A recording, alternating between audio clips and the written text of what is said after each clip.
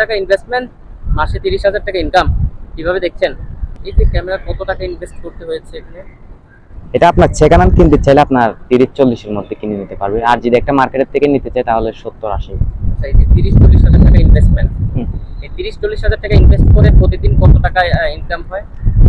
হয় আলহামদুলিল্লাহ, যখন সিজন হয় তখন 1500, 1000, 2000 যা হয় আলহামদুলিল্লাহ। তো যদি আমরা এভারেজে ধরি যে প্রতিদিন 1,000 টাকা হয়, হয়। মানে সিজন এবং আনসিজন মিলিয়ে, তার মানে মাসে 30,000 টাকা ইনকাম। হয় আলহামদুলিল্লাহ। 40,000 টাকা ইনভেস্টমেন্ট, মাসে 30,000 টাকা ইনকাম, কিভাবে দেখছেন? আপনার তো এখানে 40,000 টাকা দিয়ে ক্যামেরা নিচ্ছে ঠিকই, কিন্তু লাইসেন্সটা নিতে তো 25,000 টাকা লাগে বছরে। আবার এই যে ক্রিয়েটিভিটি বা প্রশিক্ষণ, ফটো তোলার যে একটা ভঙ্গি, এগুলো কিভাবে শিখলেন? বললাম না, ওই বন্ধু বান্ধবের সাথে ঘুরতে গিয়ে এভাবে বন্ধুদের থেকে শিখলাম।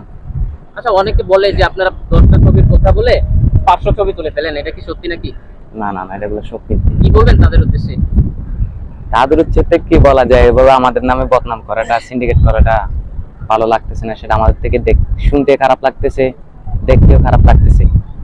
সেটা নিয়ে কি বলবো আর।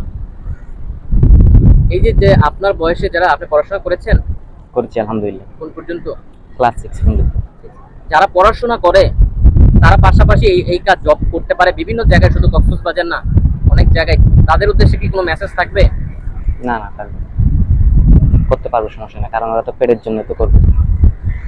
বেকার কেন থাকবে? বেকার কোনো কেন থাকবে। থাকবে? তারা পড়াশোনার পাশাপাশি কিন্তু এটা একটা, আর এটা একটা সম্মানের জব। ফটোগ্রাফি অনেক সম্মান করে সবাই, রাইট? রাইট। ঠিক আছে, আপনার নামটা জানা হলো না? মোহাম্মদ শাহাবুদ্দিন। শাহাবুদ্দিন, আপনার বাসা কোথায়? আমার বাসা হচ্ছে সেন্ট মার্টিন। Saint Martin. আচ্ছা ভাই, সেন্ট মার্টিন বন্ধ কেন? সেটা তো বলতে পারবো না, এটা এখন পর্যটক এলাও নেই। মানে লোকাল লোক যেতে পারে, কিন্তু পর্যটক এলাও নেই মোটো।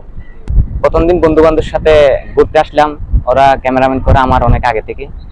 তো আমি বলতেছি ক্যামেরাম্যান আমিও শিখবো, আমিও করবো। এভাবে বলতে বলতে একদিন এসে ক্যামেরাম্যান শিখলাম, তারপর দিন এসে আবার একটা ভাড়া নিয়ে চড়ালাম, তারপর নিজস্ব ক্যামেরা নিয়ে নামলাম।